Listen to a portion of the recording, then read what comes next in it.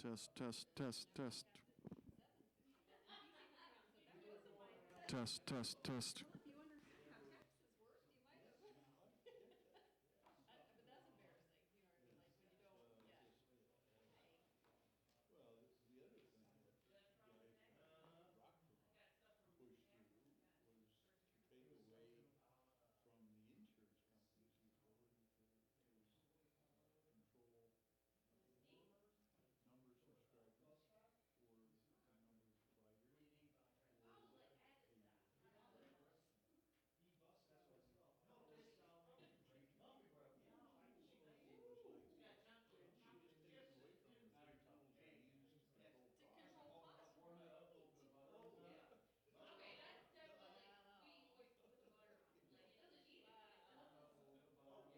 Oh, control, they couldn't control the butter. My grandma's butter would get thick as bread.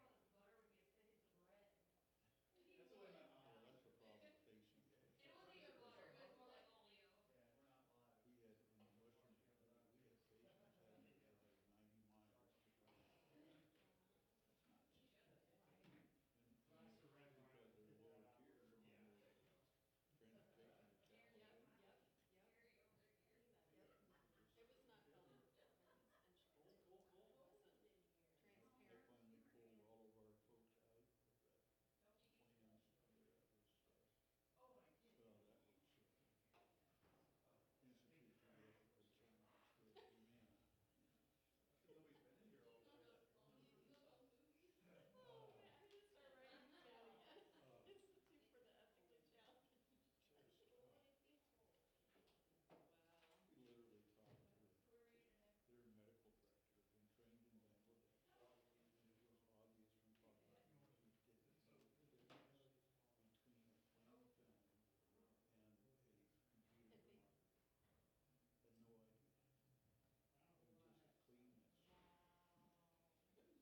like this. And you had this 500-pound woman sitting at the desk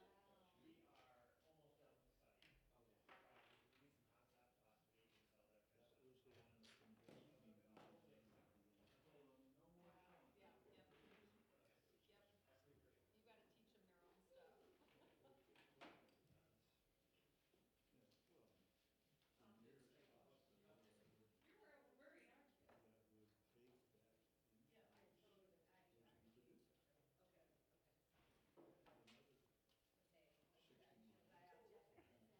there's a hospital You're worried, aren't you? that would take that Yeah, I insurance totally, I. looking to do that. Okay, okay. Another 60 months. Nope. Or nope. Hey. No, already busting out the puffy coat. Where's your heated coat? I need to find it. This is Or at least the battery to charge. I have the batteries, cause I use those as like portable chargers for other things too. But I need to remember it's solar.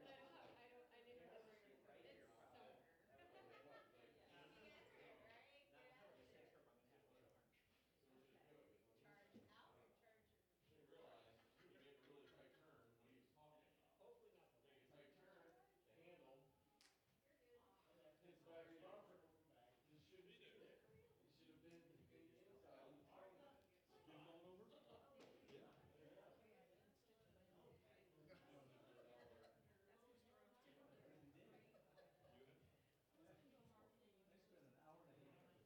be there. He should have been inside. Been going over? Yeah. I spent an hour and a half. It's really funny, the one that dropped out of the farm, they sent it off to get fixed, and it didn't work. So, they're gonna get his new one, but she's gonna get that old one. Actually, it would have the real backup there.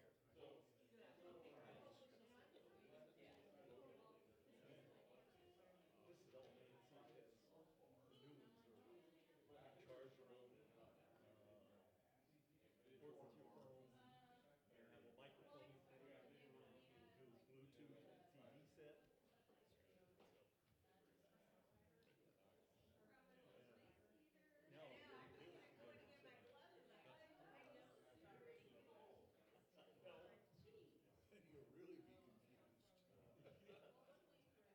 it has a truth filter on it.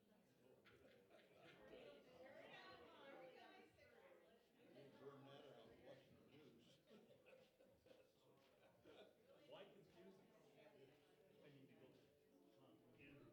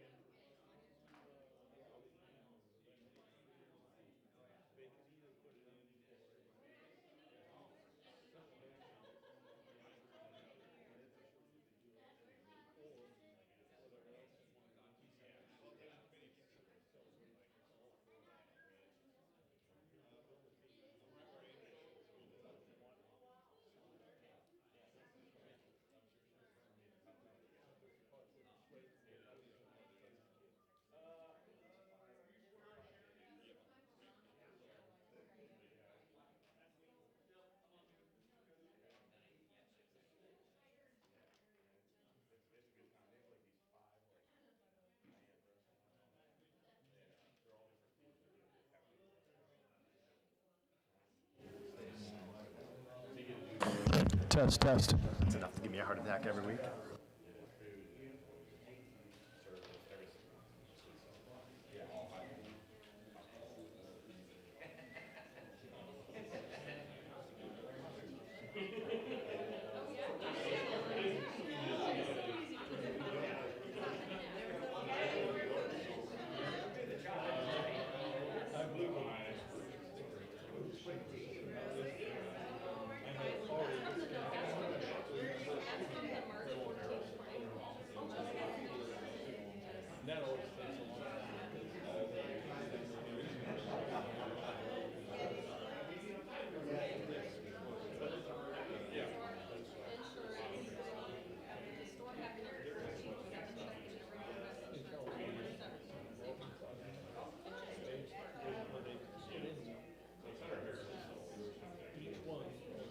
We actually did, because the third one, she had to replace.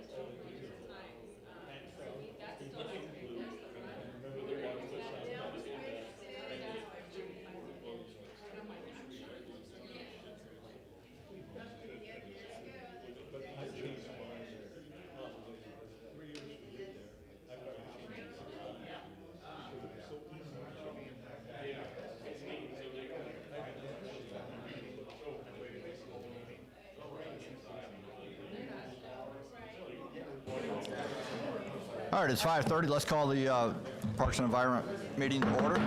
Thank you. You're welcome. Aye.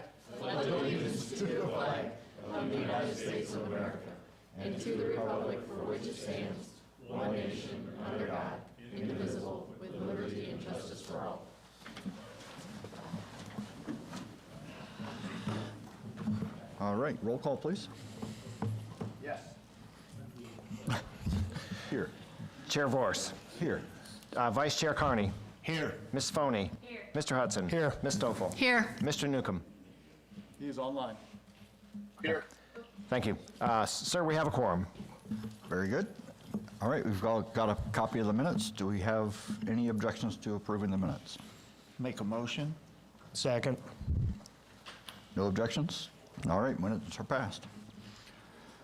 Let's go to 2.1. Okay.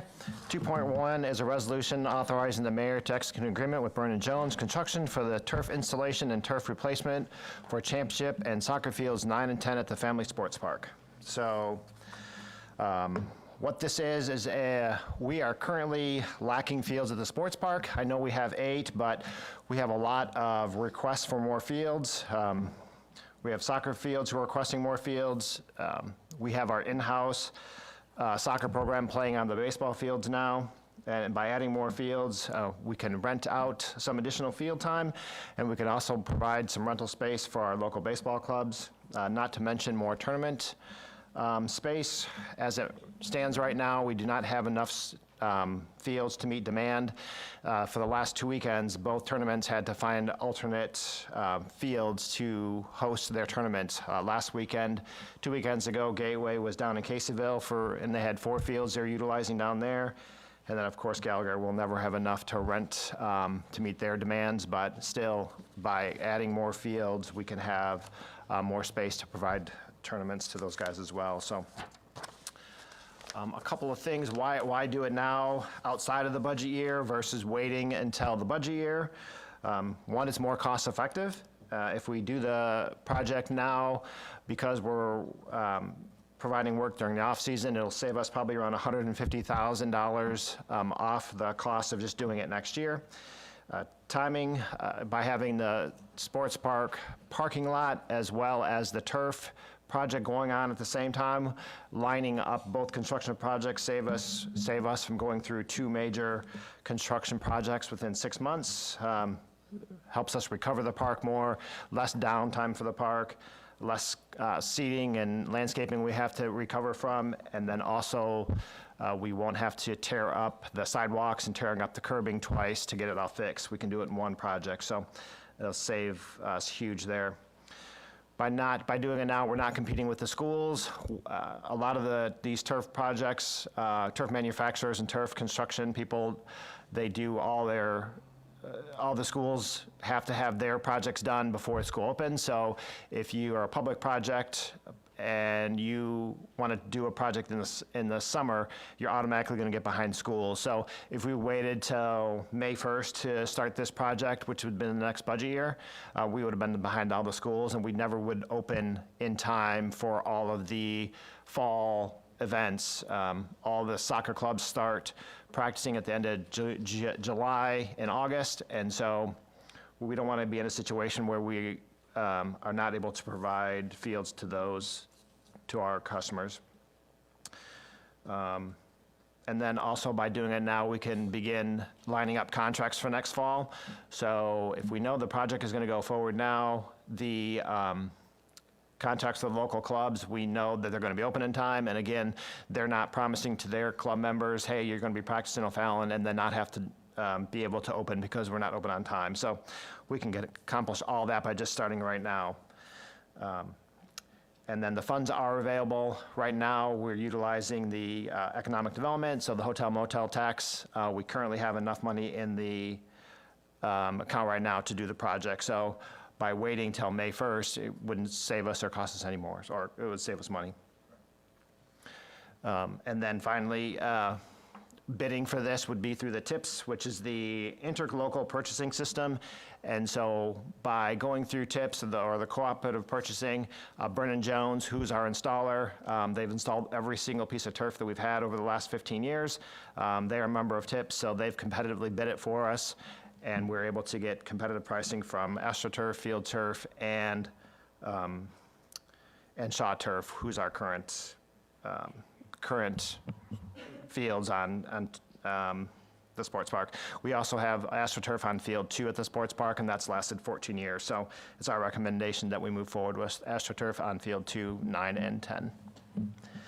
Okay, I think that's it. Any questions? 2, 9, and 10? Field 2, which is the championship field, and then the new fields, 9 and 10. Yeah. And if I could add just a little bit more information, you'll see in the capital improvement plan that this project was scheduled for next fiscal year. You know, through the success of the sports park, we've learned, you know, and adapted and got better. And one of the big complaints we always got was there's not enough parking. So in the Build O'Fallon Trust Fund, over the last 2 years, we've installed and started construction on that north parking lot by fields 9 and 10, and we lit them with lights in preparation for this next calendar year, fiscal year, to install these turf fields. And it was just kind of by happenstance that with the earth moving out there, they approached Andrew and said, you know, we could probably get this done a lot easier, keep our people busy, and cheaper if we move forward. So the funds are there in Fund 51, which is economic development, fully supported by hotel motel tax. And this was a project we just are asking the council. This will be a budget amendment in the resolution or in the contracts to move it up to this current fiscal year. Thank you. And I put a conceptual plan up there so you can see where it's at. Those fields, right, are going to be 9 and 10. They're directly to the east of Field 8, and then to the east of these fields, will be the parking lot between these fields and the pond. And what we've done with these fields is to make them truly multifunctional, is that we've actually are going to put backstops in each one of those corners, and then we're going to sew in batter's boxes. So come June and July, when we're not playing soccer, these fields we'll be able to utilize for our competitive softball and 9 and under baseball. And we feel like doing that and going a little bit extra with putting those backstops and whatnot in there are going to save or allow us to be a lot more efficient with the usage. So a lot of teams are going to get to be able to use these. Baseball teams are going to be using these next June and July. So it's kind of a win-win. All right. Okay, just color commentary, since you had mentioned the backstops. My son played in a tournament over the summer up in Des Moines, Iowa, and they were on actual soccer fields that had the backstop on them, so that's a good usage of that. And just for clarity, I feel like this mic is so, it's the mayor's mic, is that, okay? I'm like, I can actually hear myself. I can't hear the rest of you through the mic, but anyway, okay, sorry. Just for clarity, you said that we need more fields, but are you, just for clarity for the audience, you're meaning turf fields, because these fields are grass right now, and so you're talking about more turf fields. Correct. Okay. Yeah. And then you said the field 2, the last time it was turfed was 14 years ago? 2011. So what is the normal, so I don't have to go look it up in the CIP, the normal like replacement cycle for the soccer fields specifically? Yeah, well, it's going to be at least 14 years. We bought those field 2 14 years ago, and it's held up well. The newer fields are all holding up well, so we expect to get 14 to 15 years out of the fields already. Our parks crew does an excellent job of keeping them groomed, keeping them maintained, and so we do plan on getting 14 or more years out of all the fields. Okay. And if you ask what we budget for replacement on the additional, it's between 10 and 12 years. Okay. All right, cool. Thanks. All right, can we get a motion? Wait, I Wait. think Roy had a question. I do, Sorry. these are the old practice fields, right? They're grass practice fields, correct? Are you envisioning replacing these fields, making other practice fields? I don't think I'm following. You've taken the 2 practice fields that were grass. Yep. And we're putting turf on them. Correct. Okay. Are you going to have any grass fields? Yeah, excellent question. So just to the south of these 2 fields and is going to be a grass area. So we will have 2 additional grass fields there as well. Part of the parking lot project, since we have all of the excess dirt from grading these off, we're going to actually crown those 2 other grass fields. So there'll be premium grass soccer fields for anybody who chooses to be on grass. So yes, we will do that. And the road that goes through there will run alongside this soccer field? Is that Correct. right? It'll go north-south, and it'll cut into over Newfoundland up there on the north. Right. Okay. Now can we get a motion? Make a motion? And a second? Second. Is there any further discussion? No? Council? Public?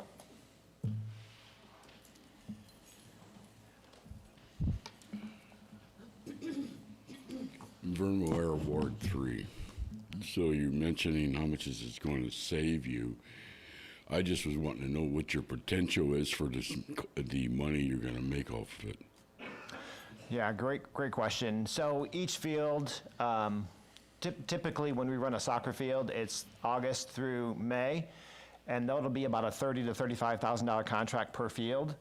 And so we're looking at roughly $70,000 a year just in the August through May rental. And then plus the additional baseball fields rental will be another $20,000 to $30,000 as well. So roughly an additional $100,000 in income based off these. Per year? Per year. Per year, per field, Total. the total.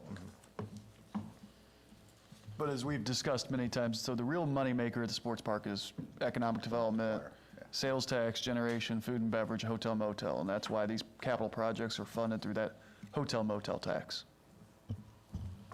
All right. Anything else further? Okay, roll call. Chair Borst, Yes. Vice Chair Carney, Yes. Ms. Foney, Yes. Mr. Hudson, Yes. Ms. Stoffel, Yes. Mr. Newcomb. Yes. Thank you very much. We will have that on the council for Monday night. All right, 2.2. This is just the engineering contract for that. It's from Millennial. Millennial is the engineer for the parking lot, so he'll do these fields as well. And it's best that he does it because now both projects can be overseen by them, and it's just part of the contract, so. All right. Pretty easy on this one. Any discussion? Okay, roll call. Or for, motion, I guess, first. So moved. Second. Roll call. Chair Vorse? Yes. Oh, sorry. I do have one question. The lighting for these two fields, that's figured into this cost? For the fields, so we lit the fields last year, so those grass fields are lit right now. So they're already lit. The parking lot lights were included in the parking lot, so Okay. it is lit up. Thank you, I'm sorry. That's okay. Chair Vorse, Yes. Vice Chair Carney, Yes. Ms. Foney, Yes. Mr. Hudson. Yes. Ms. Stoffel. Yes. Mr. Newcomb. Yes. Okay. All right. 2.3. Okay, so this is the Placer AI software, and so last year in November, we started utilizing this software, and this tracks visitor data, foot traffic to all of our events. And so over the last year, I've been reporting, and Patrick's been reporting on how many people are coming to different events throughout town, how many people come to the market, how many people come to the sports park. It's useful data. So in order to continue using the software, we need to up for another year. And so last year, being a professional service under $25,000, we were able to do it administratively. This year, we've had a price increase, so it's bumped up to it must be approved by council now. And so when Grant and I were talking about it, he left it in my decision whether we want to do it or not. And so I collaborated with our department heads, and now I'm kind of pushing it to you guys. If you like knowing how many people come to the park, if you like knowing how many people come to different events, then we should continue with this software. If you don't find the information valuable to you, then we should probably not renew. There are several departments that use it. Obviously, Parks and Rec uses it, which we report every month. Community or administration uses it. Our grants writer uses it to apply for grants. We use the information when it comes to management of our special events as far as like the fireworks. We want to know there's 10,000 people there, so we can tell how many people are staffing it, where are the people coming from, traffic management. So it is used by us, but I could not sit here and say that, you know, if it's valuable to council to know these things as well. So there it is. If open to discussion, if you want to use this, if you like the data, then we'll need a motion to move this onto council to renew the subscription. All right. Go ahead. Can we use this information to tie into, Jessica, what's the word I'm looking for? To tie into economics, yes. Yeah, we use the information because when we say there's 1.6 million people at the sports park, we can drill into tournaments, you know, how many people are coming each tournament. So that information is used, and I think Cameron uses it for grants. Our grants writer uses it for grants. So when we apply for the park grant or the tourism grant for the lights, you know, we're able to tell these grant people, we bring in X amount of people. So I would say that we use the data for those types of things. Yeah, the data provides a lot of value to staff. We use it we look back at previous events. I know our police department's used it in the past to kind of make decisions based on logistics of how many people to staff events and stuff like that. But since the very beginning, 1 year ago, you know, the council is one half of the equation. A lot of this data packages we put together, we use internally. You guys will never see the stuff we use on. You don't read our grant applications, or at least I don't think many of you do. Martha, you might. But a lot of the stuff you guys see from this program is what we report on in committees. And so we want to involve you guys. If you find this important, then we like to renew. If you don't find this data important, you don't feel like it's necessary, then we can probably find other ways to get lesser quality data. You said it was under 25 last year. What is it now? 26 to 50. That's a lot. Yeah. I think this is a good tool that we can utilize. I see no reason why we shouldn't spend the money. Okay. I agree. And also, we've used this, it's not just specific to our area. We can use this data, or we can pull data from other locations, because I know you've provided that to us when we're looking at comps for different facilities, excuse me, and things like that. So I think it is a really helpful tool that I'm glad that we have access to, and that we can probably share with some of our business partners and things like that in the community as well. Okay, I got some questions. So I was looking at this today, and you did answer how it's benefited us in the last year with the staffing and the grants, so that answered that. The document that was attached is just the amendment to the reform, so it wasn't like, I guess I was expecting more of like a contract, like, which I think some of these would have been in there. So is it the exact same terms as before? Has anything changed? Okay. No, it's the same contract, and then they're amending the contract to go for another year. Okay, and then so it's the same, like, permitted use of data, all that's still the same. Now, are there any, like, what are the terms of cancellation? Like, do we have this just for a year regardless? Like, are we able to cancel at any time? Like, It is a year contract. okay. And then, more specifically, I think just because it's such the world we live in, the data privacy part, right? So where is the data stored and who owns it? Placer AI. Okay, so, like, we don't own any of the reports, any of the historical data they collected, they have it all?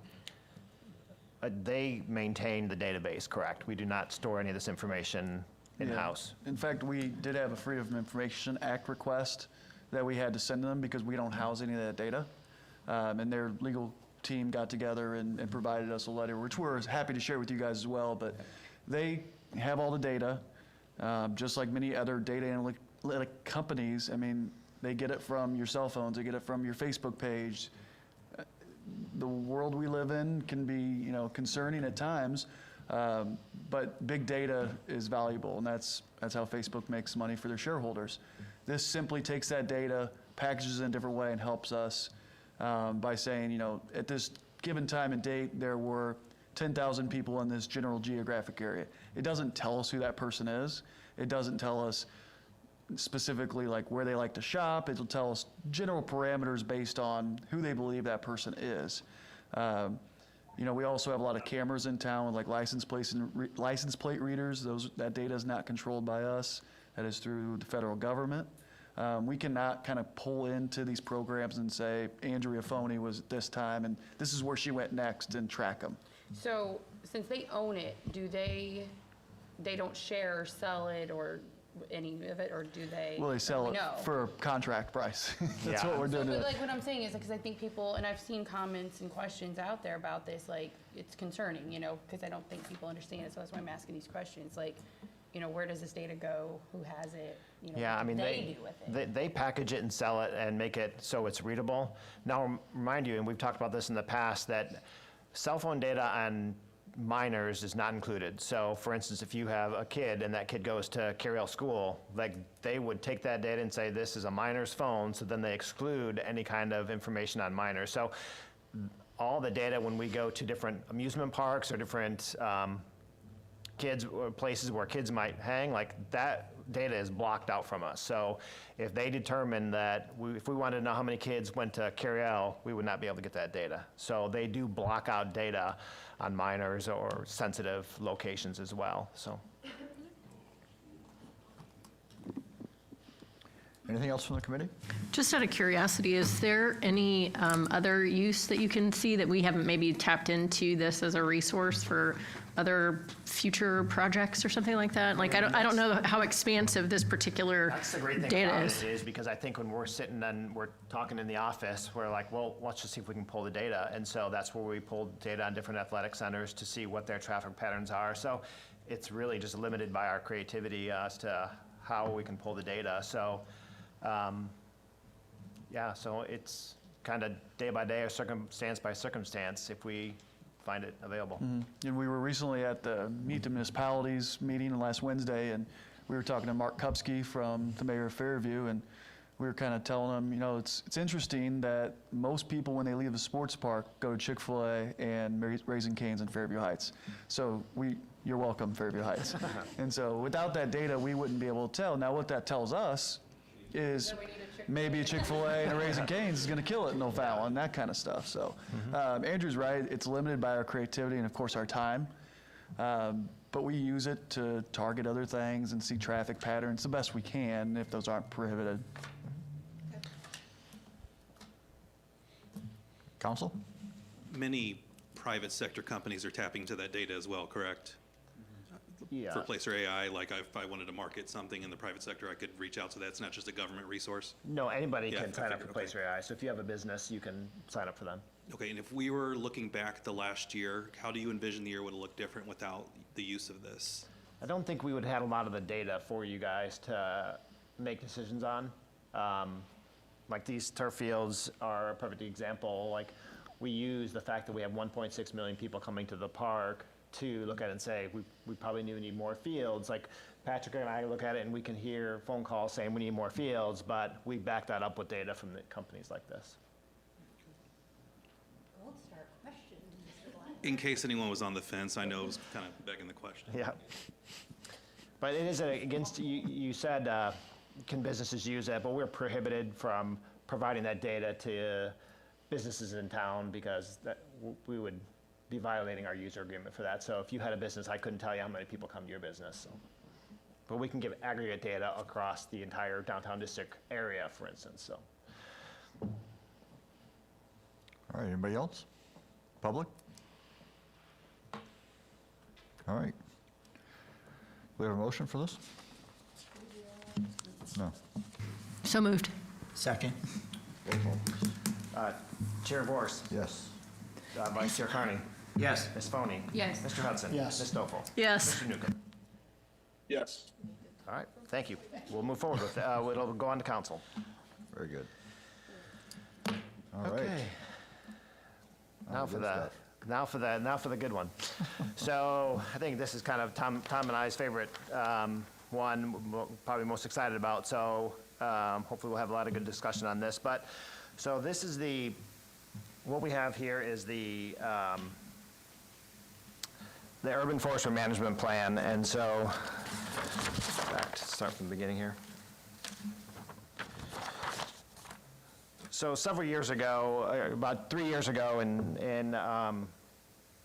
2023, Director of Public Works Jeff Taylor and then Director of Community Development Justin Randall and myself requested a position to have an urban forester based on our inability to manage the city's tree inventory. It was expensive, it was time consuming, and so we requested a position be filled by the city. And that decision was delayed because they wanted us to have an urban forestry management plan in place to make that decision on. So in August of 2023, council approved the funds for us to do the urban forestry management plan, and we moved forward with the plan. So what is exactly an urban forestry management plan, and more specifically, what is an urban forest? Well, an urban forest is just a collection of trees, shrubs, and other vegetation that grows within our city. It's comprised of street trees, parks and recreation trees, private property trees, and the natural wooded areas within town. Benefits to the urban forest, obviously environmental, air quality, reduction in stormwater runoff, heat mitigation. There's economic benefits as far as increasing property values, reducing energy costs, social as far as community well-being, provided recreational and beautifies neighborhoods. So those are what our urban forest does.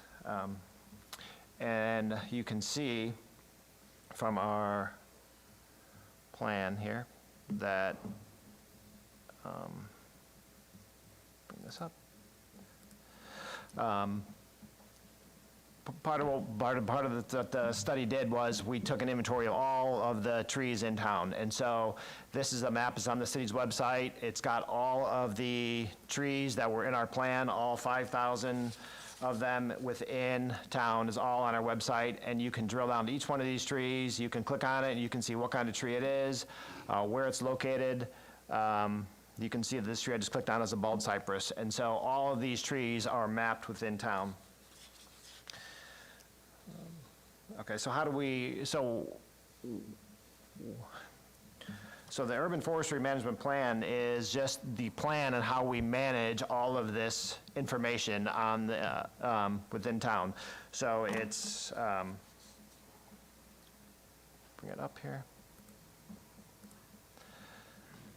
So here is the summary of what the urban forestry management plan it is. It's just how we manage those 5,173 trees and 61 or 139 different species of trees. The mission is to manage. The mission of the plan is to manage the O'Fallon's trees sustainably by increasing the tree canopy, improving diversity, climate impacts, and maximizing benefits while minimizing costs. Direct goals of the plan is to expand the canopy diversity, tree maintenance and tree management, climate and infrastructure benefits, community engagement, equity, and government and resources. So, and hopefully you've read this summary and you know the entire plan. So, a couple of highlights of the plan. Sorry, Grant.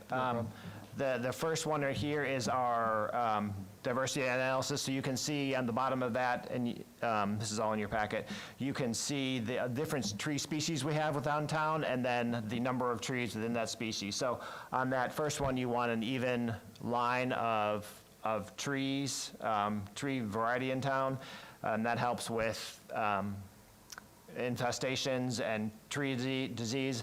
We've seen with the emerald ash borer, it wipes out an entire species of trees. So that's why you don't want to have all of maple trees or all of certain varieties of trees, because it could wipe out your population. The economic analysis of just the benefits of the trees, yearly benefits, you know, $34,000 to residents, environmental benefits, $20,000. Trees as a value, if we were to cut down all the trees and sell it to make furniture, it would be over $4 million. Economical resources is $238,000. So basically, we have a total tree value of $4.4 million in town. Tree equity score is basically the variety of trees and how many trees we have in each section of town. The higher the score, the better. So you can see in the upper part of town, we'll have 80 to 89% score, where in the lower part of town, we have a 43%. So this tells us where to plant trees, how many, and where to focus our efforts as far as increasing the tree canopy in that area.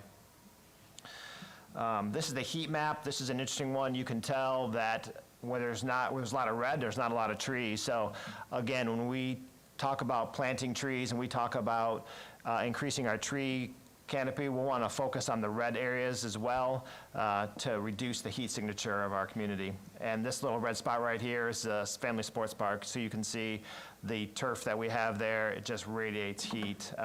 So we really need to focus on getting some trees out there, which we do, but the trees are only 8 foot tall at this point. So in the next 15 years, that'll increase dramatically. And I have no idea why this little red spot down here in the middle is. We can't figure out what's there, but it's creating a lot of heat.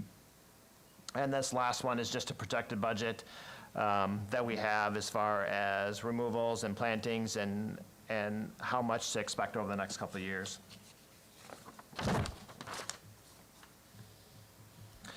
Okay.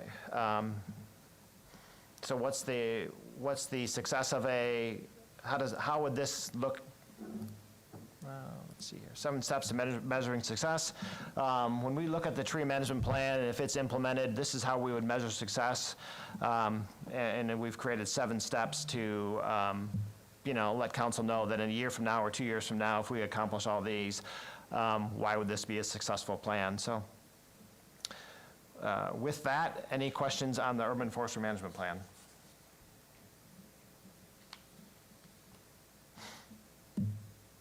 Don't all speak at once? I will add that, up until this point, we have been very reactive in our tree management. When you see that astonishing number of over 5,000 trees, we need to start thinking of them as infrastructure of the city. They have a lot of benefits. When they're hit by storms or overgrowth, they can be liabilities. You know, when we put in a new subdivision, it's very specific in the code where trees should go. What has failed is going out and actually inspecting them, making sure the right trees are being planted. Some trees have different root systems. They break concrete sidewalks. We are repairing sidewalks from tripping hazards every day of the year. We spend a lot of money maintaining and pruning trees through outside sources. Andrew, what was the number? I mean, it's a couple $100,000 a year that we spend to contract for somebody to go out and just trim trees. So this is a step in the path of making us making us less of a reactive city staff with trees and more proactive to make sure from the very get-go, from planting, they're done correctly. We've talked many times with subdivisions about street trees and pushing them in the front yards. If there was a proper urban forestry management program, street trees would be appropriate if they're looked at the right way, they're installed correctly, and they're maintained long-term. Oh, gosh, sorry. Okay. Oh, man, it's so... Gotcha now. Okay. So for the average citizen, I mean, you're speaking a foreign language, I guess, a little bit, but so the trees that are in the tree line of our homes, like that, 4 feet or whatever, those are technically owned by the city, and the city's responsibility is what I'm hearing you Between the say? sidewalk and the road are the city right away, and that's maintained by the city. So and those are all in that tree map that you've seen, so that's when those trees need to be trimmed and maintained and managed. Okay, because that's, I mean, when I see them come around, those are the trees that they're addressing on the street side of the tree, not on the property side, so they're lopping off half the tree and not making it very presentable. So if we have this program in place too, I would like to hope that we would try to better maintain the trees that are the city's responsibility for the beautification of the homes behind them. Yeah, that's Yeah. exactly right. We just did a bid for tree maintenance in some neighborhoods, so you're going to see a hefty bill coming up, around $25,000 worth of tree trimming that we had to contract out. And as you said, they want to be efficient, so they're going to go through and they're going to cut the trees and get in and get out to maximize the revenue, where city staff doing it would be more thoughtful on training the tree and pruning it and so on and so forth. So if they're one of our contractors, do we not have control over the quality of their tree trimming? Well, I mean, yes and no. I mean, their job is to trim the tree, but and we have great contractors, don't get me wrong, in this town, but there are some who are bad, so. okay. Yeah, it depends on where it's at. Yeah, and many tree trimmers are contracted by power companies. Yeah. So Yeah, when you they- see them just lop off a tree around an electrical pole. Okay, I'm those sorry, are the bad ones. not to rabbit trail here, but do we have any control over how, like Ameren, for example, takes care of those? I mean, again, if these are city trees, they're spraying them and killing half of the tree or whatever. Do we not have any control over that? I mean, what's the purpose of having this whole plan that we're tracking our own trees if we're just letting people treat them like crap? If it's growing into a power line and they're going to come through and do what they have to do, that's just the kind of way Ameren is. Well, I don't think they want to kill it. I mean, they'll I mean, tell you that that's, if you look all over town, they've Yeah. sprayed tons of trees and they're brown and terrible and they're on people's properties. Yeah. And I think if we had an arborist, they could probably go inspect that tree and help out with an assessment of it. Yeah, no, this was all started prior to I got on council, and I appreciate looking at this. 5th grade, Andrea would have really liked this for my week book because this is so in depth. But my question is I know this is for the city, and this is all on the city website somewhere. I don't know what I'm trying to ask. I know I get a lot of questions because Ward 3 has a lot of older trees, on personal property. Is there a way we can kind of just make a better place on the website for maybe some of this information for residents, with their own trees, either resources of you know, what they can look for, or people in the city that are licensed to do work, or, you know, just make it a little easier for them to do their own, to kind of complement what we're doing. Yeah, I think once the plan is adopted, and we can move forward with some staffing who is more thoughtful on how that works, you know, we can certainly have it on the Parks and Rec website and have a section on trees that's all vetted by an arborist. Yeah, because I think that'd be really, I know we've gotten questions for different things, like if there was a space for them to kind of get all this. And then what Martha said with Ameren and their vegetation management, so do we not like collaborate with them at all, or they just do what they do? We and- usually see them when Yeah. they're already in town. Yeah, there's not a lot to say. But sometimes they ask to park their trucks at the sports park, which is very nice of them, so. You were talking about, I know we have in, when we add a new subdivision, we encourage them to plant so many trees. Do we have the option to tell them what type of trees it would? Yeah. It's all in our code of ordinances. That's what this is really about. So this plan and position, I think if you went out and looked at all trees, which this plan did, it will tell you that over time, that species diversity has not been maintained very well. Some trees die easier, some last longer. The emerald ash borer came in and just annihilated an entire species. So if you've got predominantly one species of tree and there's a disease that comes through, there's a potential for your city to lose half its trees in 1 year. So that's why we try to keep that diversity very high. As we've mentioned a few times, this plan to be truly successful will have to be supported by an arborist, somebody that can know the tree. If I walked out now and looked at a tree, I'm sorry, Tom, but I would have no idea what it is. They know how the roots grow. They know how to prune them appropriately. But there'll also be a community service, much like many other staff members. We always tell people, call us. It's free advice when we can. It's just now if they call and say, what kind of tree should I plant? We are not telling you the right kind. And so this position to be successful, or this plan, would require a position which we are working on to come back to the council and discuss. Yeah, and when these contractors plant trees in their right-of-ways, this person would also go out and verify that not only they're planting the tree, but they're planting the right species of tree, so it doesn't dig up the sidewalks and do those other things that we don't want it to do, rip off mirrors, those types of things. So we just need someone to look over that program because current staff doesn't have the ability to do it. It's a great report, and I look forward to talking to you more about it.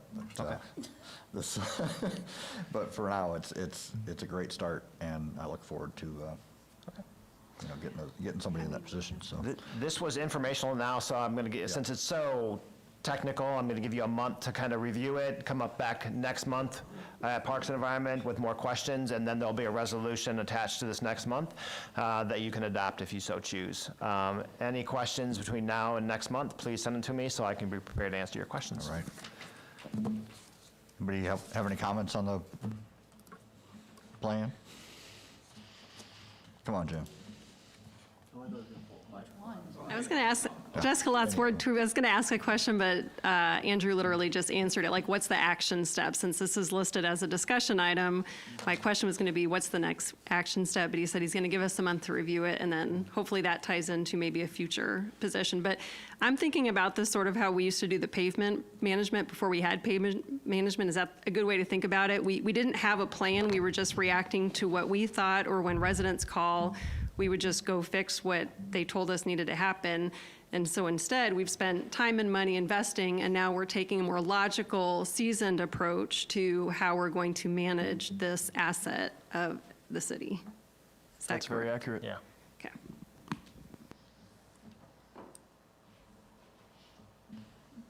All right. 3.2.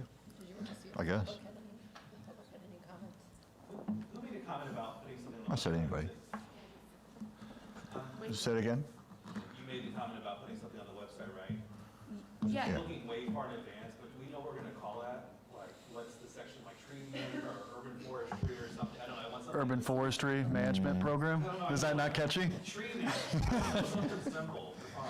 Well, the better question is, where does it go? Like, is people going to naturally go to Parks and Rec to do that? Are they going to go someplace else? So we'll have to put some thought behind it for sure. Yeah. I just wanna talk to the tree manager, that's what we'll Yeah. Call a tree hotline. Ask the Lorax. Anybody else, public comments or anything?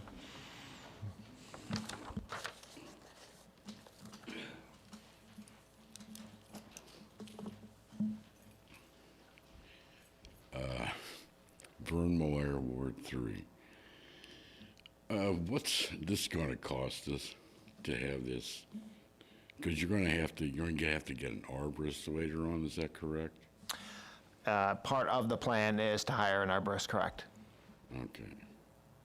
So we're going to have diversity in trees. That's what we're doing? I'm sorry. We're Yes, we'll doing have, diversity of trees. yes, that's one of the goals. Well, it's my personal thought. I think it's a waste. I mean, if you are going to plant trees along a road or a sidewalk, you might want to consider using dwarf trees that won't cause you a problem. Okay? Thank you. Yep, dwarf trees are great, but they're hard to walk under, so it has to be, you have to have a canopy so we can walk under the trees as well. So I think that's where the arborist would come in. He would be able to select the species that's going to be appropriate for the location.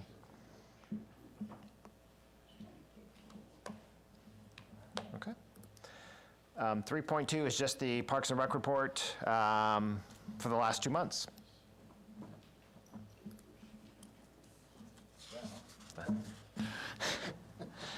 All right, we'll open up for public comments. Seeing nothing further, we'll take a motion for adjournment. So moved. Make a motion? Yep, we'll count that as a second. All in favor, say aye. Aye. Aye. All right. Got through the technical.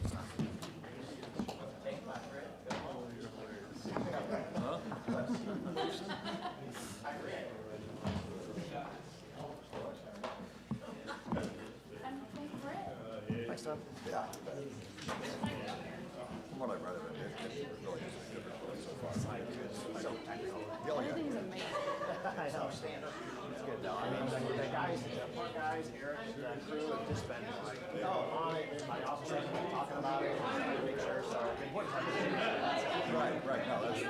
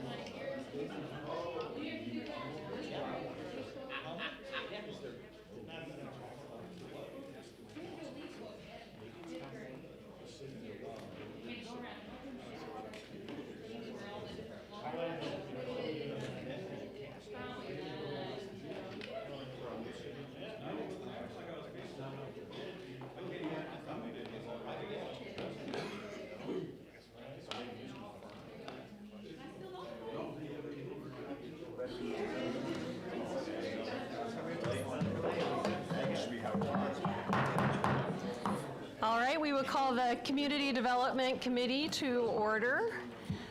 We generally meet the second and fourth Mondays of the month. My name is Jessica Latz, and I represent Ward 2. I'm the chairman for this meeting. Leading us tonight, we have several of our city staff members, including our acting city administrator, Grant Lidekin. We have our director of community development, Greg Anderson. Looking over the agenda, it looks like we have 6 items, and then we'll receive project updates after that. As a reminder, any votes taken tonight are advisory only. Regardless of the vote, all items do move on to full council for their consideration. Anyone wishing to make comments will have several opportunities to do so. Public comments are always welcome, and anyone speaking will have 5 minutes to tell us what they'd like. Please state your name, and if you're a resident, please address comments to the council and not to individual staff or members of the public. And our goal is to always answer questions that are asked, but sometimes we're asked questions that need a little bit more research, so we're happy to get back with you on those. And with that, we will get a roll call. Greg? Campbell? Here. Mylart? Here. Parchman? Rosenberg? Roach? Here. Chair Lots? Here. Thank you. We have a quorum. We need 4, so we do have a quorum. All right, our first 3 items appear on the agenda as second readings. This means that they have already gone through this committee, gone on to full council, and received approval. And our ordinance requires that they come back to this committee for a second time before they go back to the full council for a final reading. So I'm sorry, did we do approval of minutes? We need to do that. We need to do that. Yes, ma'am. Pause on 2.1. The agenda items are the minutes from the last meeting that was held on October 27th. Is there a motion to approve? Make a motion. Second. Any discussion? All those in favor? Aye. Any opposed? Done. All right. Item 2.1 is the second reading with no changes since it passed council last week. This planned use would allow Aloha Pools to have outdoor displays on their properties. Are there any questions from the committee? Nope. All right, 2.2 is also a second reading with no changes since it passed council last week. This ordinance adopts the 2021 building codes. Questions from the committee? Nope. 2.3 is a second reading with no changes since it passed council last week. This ordinance proposes changes to the city's floodplain ordinance. The most substantial change is the implementation of a rolling 10-year time period for determining what they call cumulative substantial damage and improvement thresholds. Any questions from the committee on that? No questions? All right, we will move on to 2.4. This is the first item that will require a vote. This is a first reading. The petitioner, Club Fitness, has been designated as an elite location, and as such, they would like to add additional signage to their building reflecting this select status. Doing so puts their signage above the city's allowed limit, so they're asking permission to do so. This application was first heard by the Planning Commission on October 28th, and they unanimously recommended approval of this request. So Greg has the details for us. Thank you. This is a request from SOI Outdoor Sign Company on behalf of Club Fitness to amend the existing planned use for an additional sign allowance. This total allowance would be 70.86 square feet. Each sign is 35.43 square feet, and they're looking to put a sign on both the west and the east elevations of the building. The zoning is currently B1P Planned Community Business District. The original planned use approved for this property was in 2014 for Gander Mountain.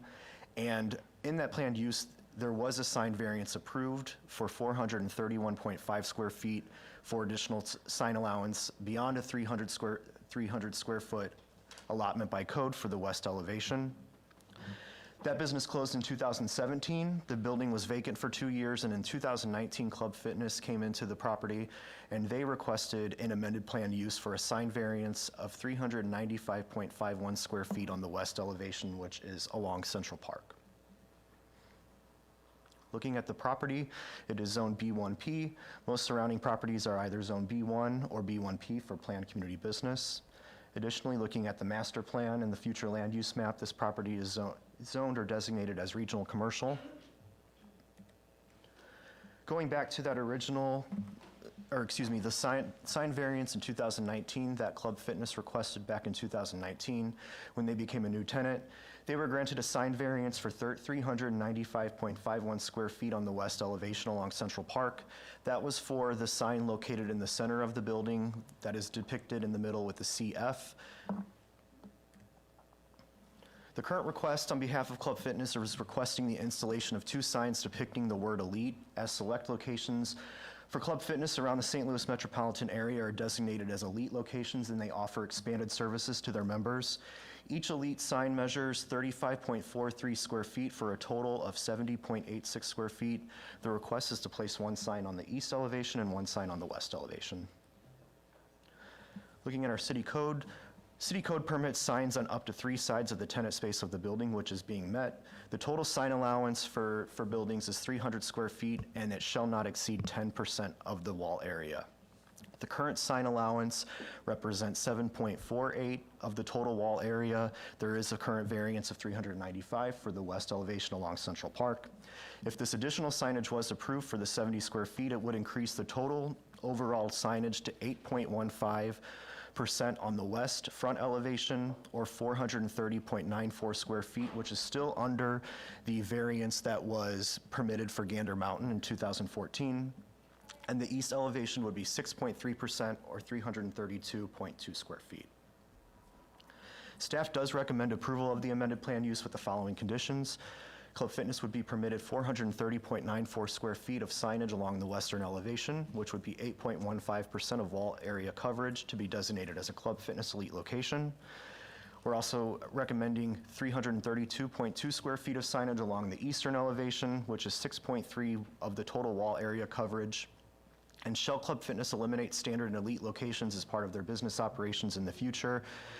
We would put a condition on there that the additional signage allowance of 70.86 square feet should be removed, and the elite sign shall be removed. Thank you. It's a lot of math for the word elite. Can I get a motion before we open up for discussion? Moved. Second. All righty. Is there any questions? Are there any questions from the committee? So I just had a question. So we gave them the variance once, right, when they first moved in.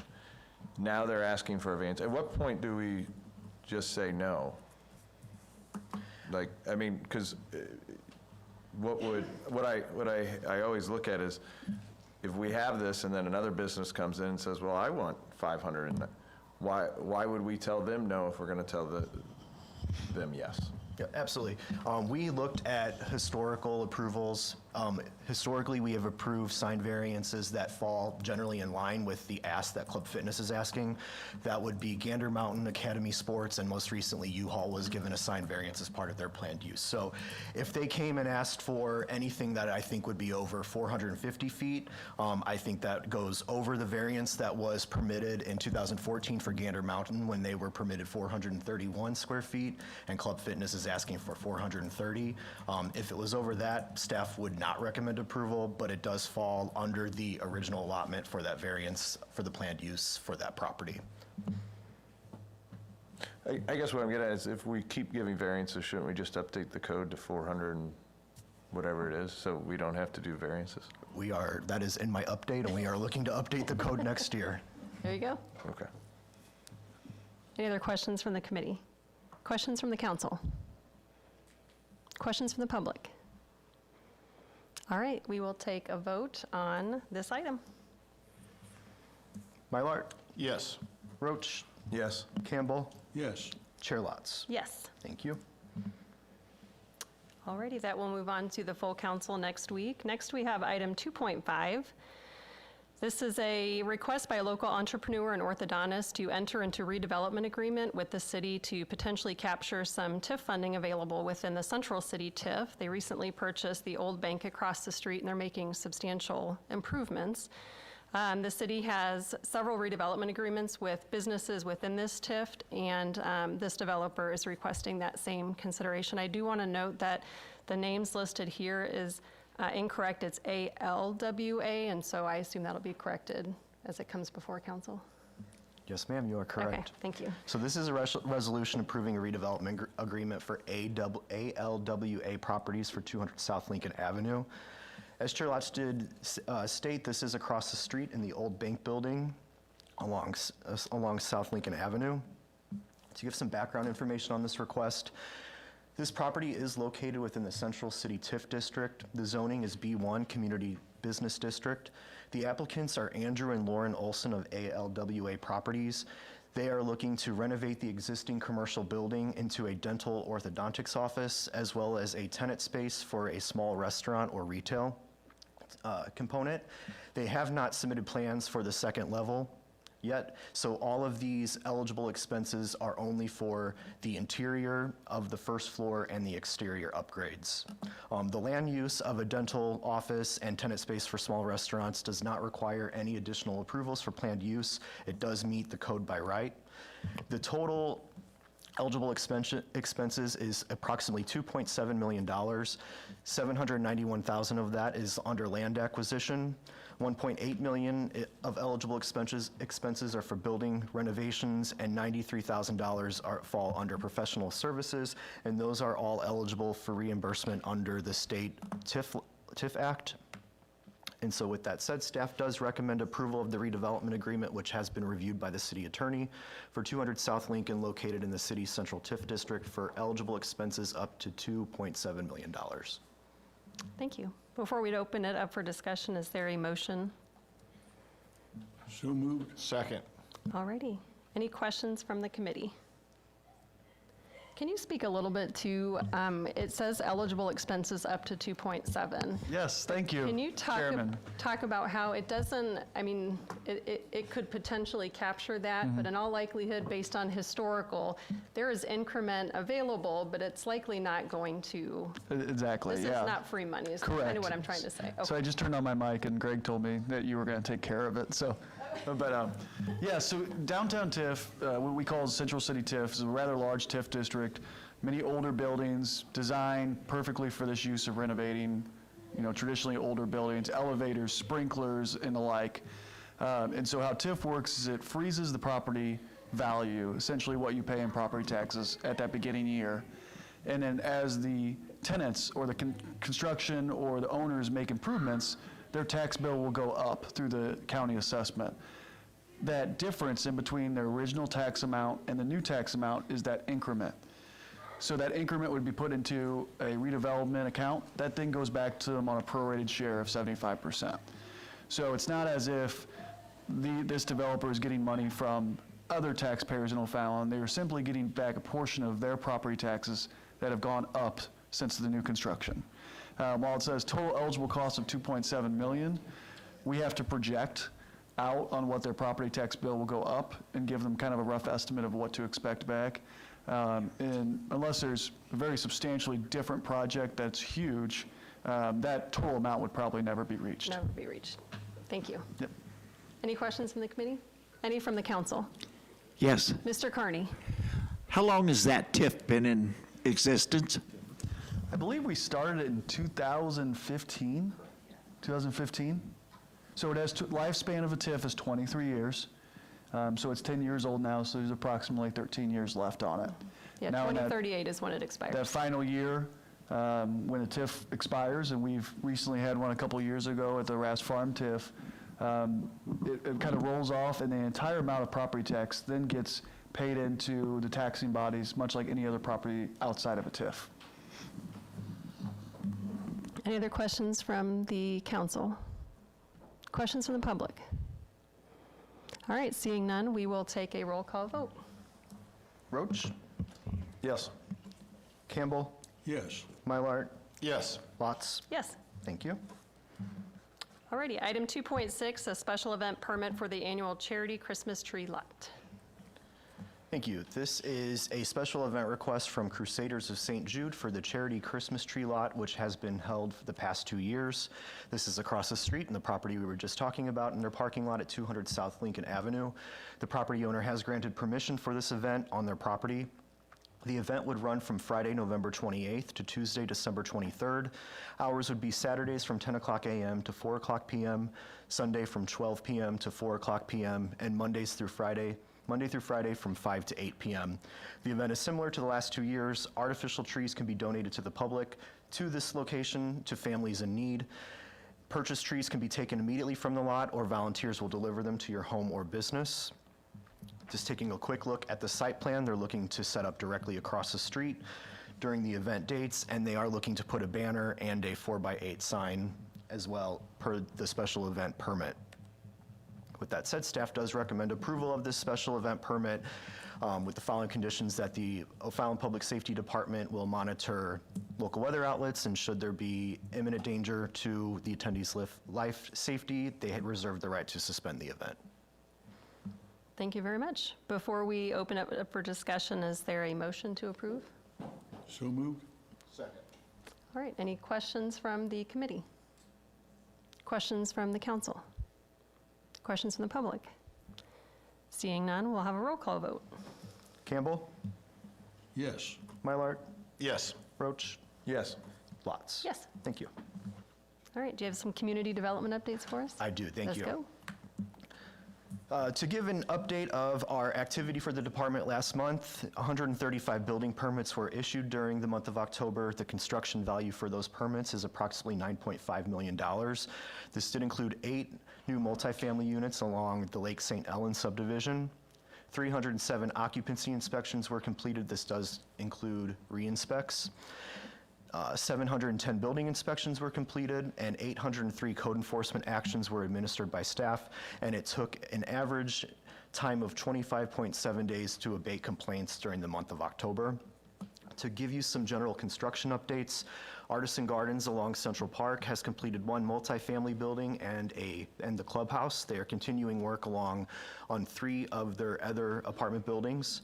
HS St. Elizabeth's Hospital is completing major progress on the medical office building and the acute surgery treatment center along Greenmount Road. Q Storage on Auto Court, which can be seen from I-64, has been issued a building permit, and they have commenced work on that property. Home 2 Suites is moving along, as well as Spring Hill Suites along Highway 50 and Greenmount Road. And Brandywine has 4 buildings occupied on Lincoln, and they continue putting up buildings, which are going up very quickly, and we expect those to be inspected for occupancy here in the coming month or so. Additionally, the Chamber of Commerce and the city attended ribbon cuttings for Artisan Gardens on Central Park, the multifamily development, on November 6th, and Schnucks had their grand reopening on November 7th. They completed their renovations of approximately $500,000. Staff recently completed plan reviews for Old Base Factory for their civil plans, so they will be receiving a building permit to commence work. Bethel Grove subdivision also received approval for their civil plans. We expect that they will be issued a grading permit here within the next 2 weeks. Q Storage we approved civil plans for Q Storage, as well as HS St. Elizabeth Hospital. Their additions to their ER, their cafeteria, and the 5th floor, those civil plans were approved. And Old Collinsville Road, the commercial retail building, those plans were approved as well, so they will likely be pulling a building permit.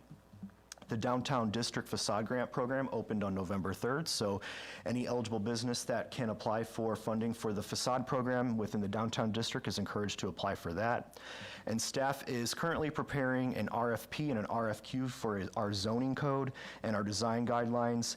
We're looking to update or go through the process to update that. It will likely take an entirety of a year to do that and move through that process. But the first step is to develop an RFP and an RFQ to solicit quotes from professional services, to choose one to guide us along through that, and that will likely be issued within Q1 of 2026. Looking at our upcoming meetings for the Planning Commission, on November 25th at 6:00 p.m. at City Hall, we have a planned use application for a proposed 22,000 square foot development for a youth swimming school and a gymnastics center located at 5634 Old Collinsville Road. And the Planning Commission will also meet on December 9th to continue the public hearing for the Shops at Pierce to look at their amended site plan for 2 fast food restaurants, a medical office building, and a convenience store with gas pumps. And that concludes my update. Great, thank you very much. All right, at this point, we will open it up to public comments. Is there anybody that would like to make any comments to the committee? All right, seeing none, I will entertain a motion to adjourn. Make a motion. All those in favor? Aye. All righty, see you next time.